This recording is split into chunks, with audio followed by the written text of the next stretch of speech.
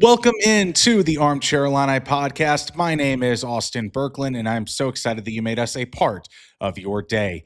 Today, it's Summer School Part 2. Part 1, we had Trevor McHugh on to talk about the Michigan Wolverines as we get past Memorial Day. And today, we're going to be talking about the Wisconsin Badgers with Jesse Temple of Badger Connect. But first, the Armchair Illini Podcast is pumped to team up with Campus Inc.'s official Illinois NIL store. Get officially licensed gear from your favorite Illini stars, Luke Altmaier, Kylan Boswell, the Visich brothers, and get some Brad Underwood merch even. You support your favorite Illini and use the code Armchair Illini for 15% off of your order. That's code Armchair Illini for 15% off of your order. Jesse Temple from Badger Connect, we bring on right now. Jesse, how are things in beautiful Wisconsin right now? Yeah, they're good. The weather's nice. This is why you live in Madison. You don't really like winters, but you finally get something like this, and it reaffirms your decisions in life. I'll say that, Austin. Oh, absolutely. So, looking at this Wisconsin athletic program as a whole, how do you think Badger fans liked what happened this past year? Well, since we're here to talk football and men's basketball, I'd say they were not all that thrilled with how football went. Basketball was at least able to be a consistent Big Ten program, finished fifth in the league, won 24 games, but lost in the first round of the NCAA tournament to 12 seed High Point, which is a disappointment considering the season Wisconsin had and the fact now that Greg Gard's teams haven't made it to the second weekend of the tournament in a decade or so. But we can start with football because that's its own animal. They went 4-8. They had the hardest schedule in the country. They lost their starting quarterback in the season opener. Things have not been good since Luke Fickell was hired here on the field. He's 10-17 in the Big Ten. He's 17-21 overall, and this is make or break time. We kind of felt that last year, but former athletic director Chris McIntosh reaffirmed his commitment to Fickell in November in the midst of a 6-game losing streak, said Fickell would be back for year 4. Now we're almost here. McIntosh is no longer the athletic director, so there's a lot of things in flux. They need to hire a new athletic director. They have an interim chancellor. There's a lot going on behind the scenes. Yeah, you're looking at that football team 4-8 last year, 2-7 in Big Ten play. What were the challenges of Luke Fickell this year, and why couldn't he exceed those challenges? Well, first of all, I mentioned the schedule. They played 4 teams that went to the college football playoff, and we knew going into the season it was going to be tough. I believe the Badgers ended up playing 7 AP top 25 teams at the time of those matchups, which is a program record. Now, some people may hear that and say, so what? That's an excuse. Big Ten is tough. Got to be better than that. I would agree. I'd also say that Wisconsin hasn't been at a level where it can be consistently competitive with not only those teams, but teams where it feels like a coin flip for several years now. But on the field, I mentioned the injury to the quarterback. Billy Edwards Jr. was brought here from Maryland to be the one-year transfer portal quarterback for a third consecutive season, and he played 34 snaps. He got injured in the first game, tried to come back against Maryland, got injured on the second series, and they had 4 quarterbacks that started a game. You find me college football programs that have had 4 quarterbacks start a game in a season, you'd have to go down the list and try and find one, especially at the Power 4 level. By the end of the season, they started Carter Smith, who was a true freshman quarterback. He's the first true freshman quarterback to start at Wisconsin since 1991. So you've got that challenge. You've got injuries at running back. You've got an offensive line that hasn't been at the level that a lot of people came to expect. And all of it came together to make one of the worst offenses in the country, certainly the worst offense in the Power 4. The only team that had worse numbers statistically, I believe, was UMass. So I think the defense made significant strides, and they found some superstars and a couple of freshman linebackers who are back for their sophomore year. But when you give up a touchdown and you feel like your whole world is ending because the offense can't drive down the field, you're going to have some problems. So 2 wins were against number 23 Wisconsin and number 21 at the time Illinois. In those games where they won, what went right for the Badgers? Yeah, so the first game was against Washington. That was a huge win for the Badgers. Like I said, Wisconsin had lost 6 consecutive games, and in the week leading up to the game, Chris McIntosh said that Luke Fickell would be back for year 4, and I think people were scratching their heads like, really? What has led you to believe that that is the path forward? I think Wisconsin deserves credit in November for not giving up. They very well could have. They could have looked at the rest of the schedule and been like, I don't know if we're ever going to win another game here this season. And in fact, I can remember talking to offensive tackle Riley Mullman after that Washington game where he admitted that he had those doubts because it was going to be his last season with the Badgers. And he said, I truly thought I wondered, am I ever going to win another game as the player in the Badgers uniform? So first of all, I think the defense stepped up. Washington had a lot of success, especially its quarterback, but they made plays when they needed to. Wisconsin's as a defense, statistically, especially run defense wise, they were very good. They were not great against the pass, but they were terrible at creating turnovers. And the biggest play in the game came from one of those freshman linebackers I mentioned earlier, Mason Posa. He got a strip sack, forced a fumble, recovered it inside the 10, and Wisconsin was able to score. Again, this was not a Wisconsin team that was going to score very many points, so they needed that kind of help. So that went a long way. And then, as you mentioned, they were able to beat Illinois, another really strong defensive performance for the Badgers that showed Wisconsin can win some of these games. They just haven't been able to stack enough consistently here under Luke Fickell. What's the outlook for this upcoming season for Luke Fickell and these Badgers? It's so interesting in the transfer portal era that we're in, because for as much as I'm talking about last year, there's 50 new dudes on a roster. You can look across the college football landscape and see similar stories. I'm sure Illinois under Brett Bielema is dealing with a lot of this as well. But Wisconsin increased its budget through NIL to try and be more competitive. They feel like they have a more competitive roster. But you combine these transfers and these freshmen, that it is almost 50 new players. So the outlook is, I suppose, cautious optimism, because that's as good as you can be right now. The good news schedule-wise is Wisconsin has what would be considered to be the easiest schedule among Big Ten teams. They avoid all the teams that were in the college football playoff. Only a handful of them had a winning record. And so at least on paper, you look at these and say, Wisconsin ought to be able to get to a place where it is 6-6, 7-5, 8-4. We'll see. That might be a little too optimistic. The biggest move they made was adding Colton Joseph at quarterback through the transfer portal. He was the Sun Belt Conference Offensive Player of the Year last season at Old Dominion. He's a true dual threat, passed for over 2,000 yards, ran for 1,000 yards. And if he can stay healthy, and that, of course, is the big caveat, because the first 3 seasons under Fickell, the quarterback hasn't managed to stay healthy, then I think Wisconsin's got a chance here, because I think he can be a real problem for some teams, especially with his physicality and playmaking ability. And what Wisconsin talks about is making that second play. So there's the play that we call for you, and then there's the play that you can make once things break down, and you've got to use your instincts and ability. So I think that's what they have going for them, and they've got some pretty good defensive pieces. Mason Posa, Cooper Catalano, the 2 sophomore sensations who didn't start until the 8th game last year at Oregon as true freshmen, ended up finishing 1 and 2 on the team in total tackles. So again, there are pieces here and there that give you some reason for optimism. What is the outlook for this offensive line to keep Colton Joseph healthy?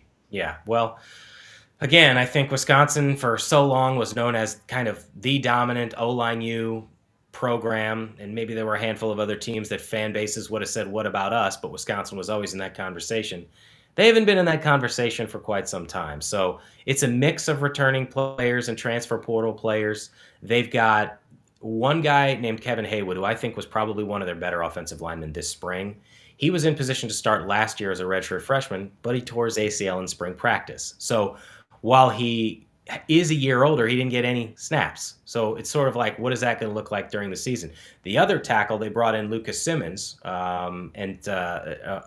transfer from Florida State. So he's competing for a job there. They also have Austin Kowecki, who's a transfer from Oklahoma State, who's going to be a center. P.J. Wilkins is probably their other starting tackle. He actually started last season as a guard at Ole Miss. So what I'm saying is there's a bunch of names who weren't playing for the Badgers a year ago. Really, the one guy that you saw on the field a year ago was Emerson Mandel, who started as a redshirt freshman. He got hurt, banged up a little bit in spring ball, but he should be back. So it's like a bunch of guys who have potential, but we've got to see how this comes together because they haven't played together. Who would you say is the dark horse football player that no one is talking about that will make an impact for the Badgers in 26 and 27?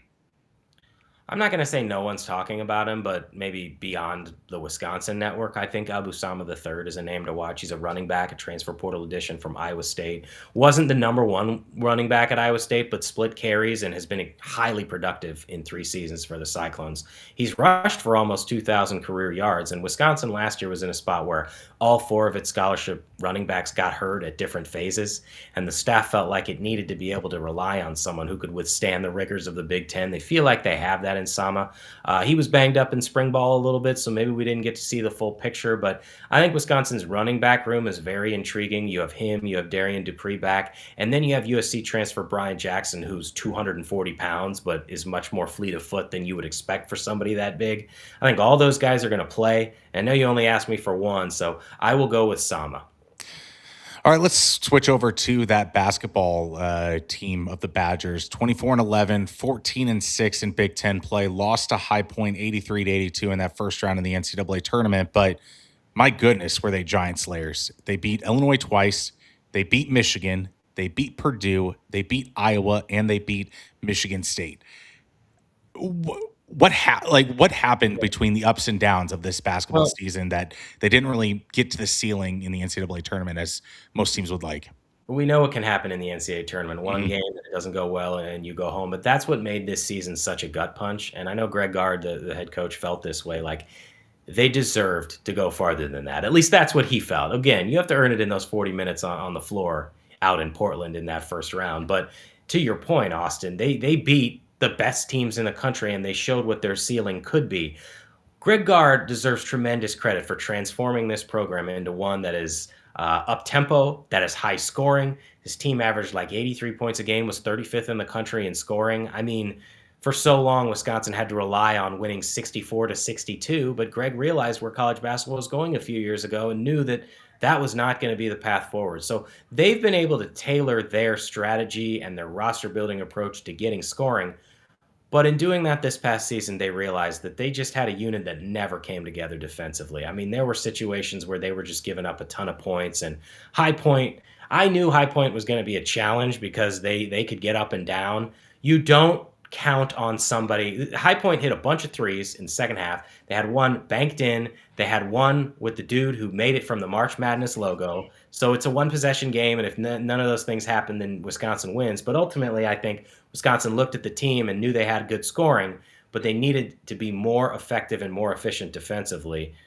You'd say 24-11, 14-6, and it's tough as the Big Ten is. Yeah. You feel pretty good about it, but it's always going to be clouded by what happens in the NCAA tournament. And when you add on to the fact that the Badgers haven't been out of the first weekend since 2017, makes it even more difficult to swallow. What did John Blackwell mean for the Badgers this past year? Well, certainly he meant a lot. He was one of the leaders of the team. He started as a sophomore, and he really welcomed Nick Boyd in, I think, and that was important because Boyd was going to be the ball-dominant guard, and we saw what Boyd was able to do. He averaged more than 20 points a game, which hadn't happened by a player at Wisconsin in 30 years, since Michael Finley. He was a pretty decent player, I think, and had a nice NBA career. Well, Blackwell was second on the team in scoring, 18-plus points per game, and so I think he was someone that people listened to. Again, in this age, you don't necessarily often have players who've been around for 3 years at one program, but he's out the door now, and he's on his way to Duke, and so Wisconsin and its staff has looked at this every year as kind of a one-year roster building approach. And so they had to go and figure out how to rebuild the roster with a team they believed could be competitive. What kind of strides do you think Austin Rapp and Nolan Winter can make for this upcoming year's team? I think both can make huge strides. Nolan Winter's gotten better in each of his first 3 seasons here. Last year, he was third in the league in double-doubles.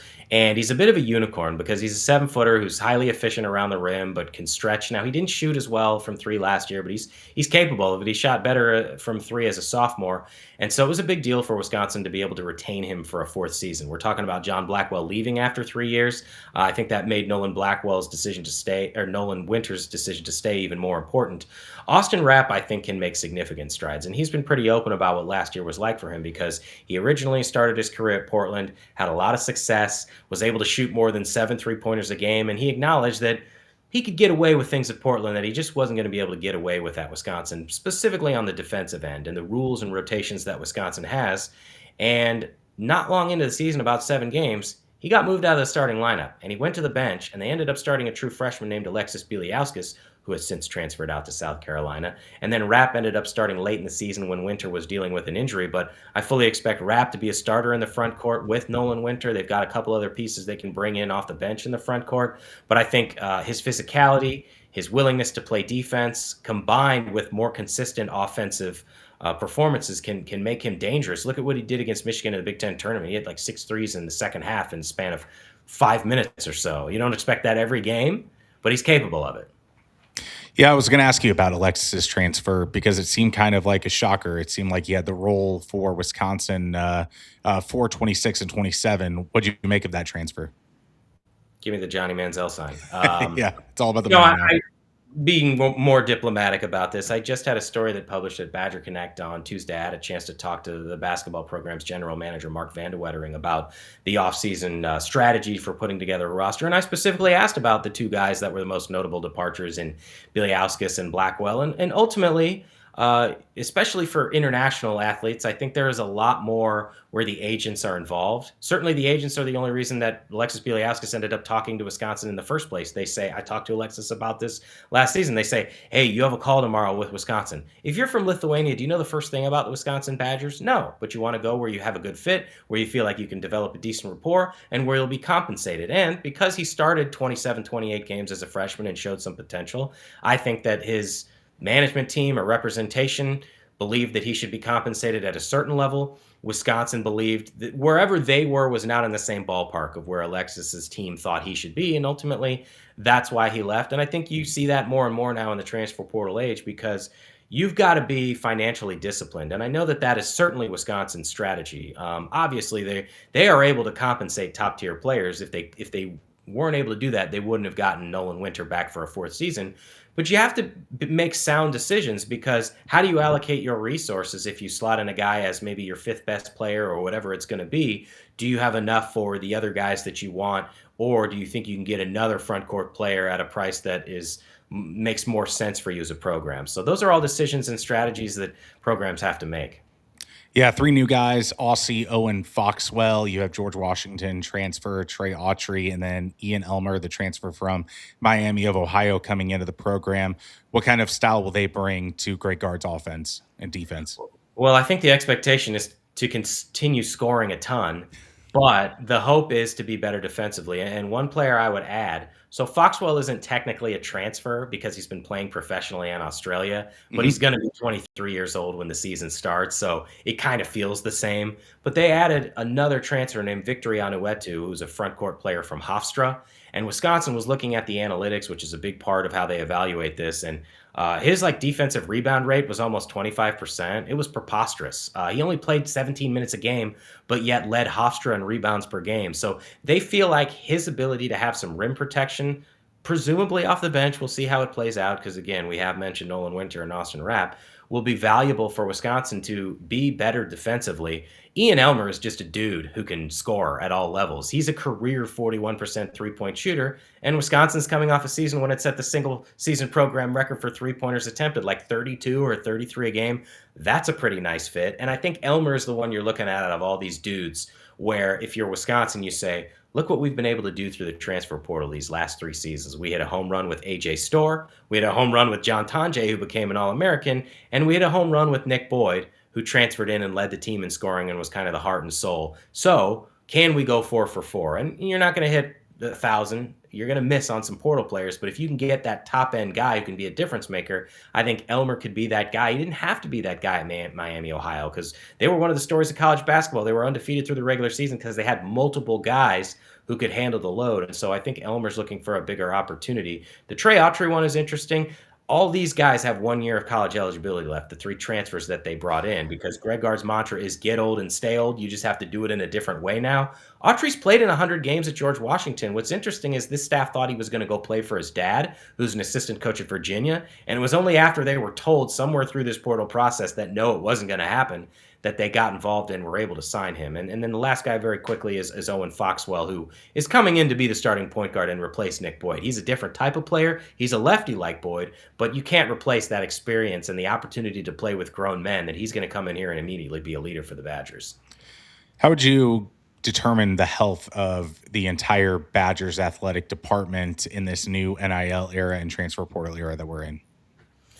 It's interesting because football obviously carries the water for a lot of athletic programs, and is, kind of the front porch for the entire athletics department, and they haven't been good enough for too long. But a lot of the other programs athletically are extremely good. I mean, insanely good. they just don't generate the kind of revenue that football does. And I'll go down the list shortly, but we've talked about basketball. They finished fifth in the Big Ten and made the NCAA tournament as a 5 seed. The men's hockey program just played in the national title game. The women's hockey program won the national title. The volleyball team was in the Final Four. They're a perennial national title contender. Women's basketball at least improved this past year in year one of a new coach. And there's a lot of optimism moving forward because they just got a transfer who's a former 5-star McDonald's All-American. So again, you can go on down the list and some other teams that made the NCAA tournament, but it comes back to the football program going 5-7 and then 4-8. So I think that clouds how you feel, and you'd feel a lot better if football could have a turnaround here in year 4. In terms of money, every program's going to want more. But as I said before, Wisconsin made a concerted effort this offseason to put Wisconsin in a better position football-wise, financially, to go out and be competitive in this NIL marketplace. So they've made strides. I think it's safe to say Wisconsin is not going to be number 1 in the Big Ten or one of the 5 schools across college athletics that you say they have the most money. But I think they've certainly got enough to work with in a lot of these sports to be competitive. And as we've seen, one of the things that made Wisconsin so good for so long was the ability to develop the players that you have. And I think that is a strategy, an approach that Wisconsin's going to have to be very good at. All right. I am asking every one of my guests a part of this summer school series these 2 questions. The first one is, Professor Temple, give a grade for the entirety of the Wisconsin Badgers 2025-2026 academic year in terms of athletics. This is so tough because I'm a weighted grader with football. I will go, I'll go B-. And again, I'm weighting that heavily on football and the decisions of the athletic director and everything that went down. But you can just listen to my last answer on all the other sports programs and the successes that they've had. Men's and women's tennis going to the NCAA tournament, softball going to the NCAA tournament. So sometimes we spend, understandably so, a lot of time focusing on football and men's basketball. But there are other sports, and they've had a ton of success at Wisconsin. And then the final question would be, who would be your valedictorian of this academic year? That can be any coach, any athlete, or an administrator that you thought was the number 1 person in the Badger Kingdom. So from this previous school year, yes, it would be number 1. Mm-hmm. So a valedictorian is someone who excels in the classroom and has the best grade. So this is a hard one, I think, to answer because football wasn't good. So I don't know if I want to pick anyone from football. You know what? I'll just go Nick Boyd. He was a true professional. He came in for 1 year. He did his thing. He averaged 20-plus points. He was a big reason why Wisconsin had the success that it did in basketball. It didn't go Wisconsin's way in the NCAA tournament, but he delivered on I'd say Wisconsin got a nice return on its investment there. Absolutely. Jesse, where can people find your work, and where can people find you on social media? I'm at Jesse Temple on X, and Badger Connect is the site. Look, it's subscription only. I'm not going to pretend like Illini fans listening are going to subscribe, but that's where you can find us, and happy to be a part of this program, Austin. Well, I mean, the reason we brought you on was you were one of the best beat writers across the entire country. You were voted as that award, so we had to make sure to get your thoughts on what the Badgers had to do and what they will do this upcoming school year as well. Well, thanks again for having me, Austin. I appreciate it. Absolutely. This has been the Armchair Illini Podcast. Make sure to support our sponsor, Campus Inc., that Illinois NIL store. Use that code Armchair Illini for 15% off of your order. This has been the Armchair Illini Podcast. Be sure to tune in for all Illini news as well as the continuation of summer school. Next up, we have the USC Trojans. This has been the Armchair Illini Podcast.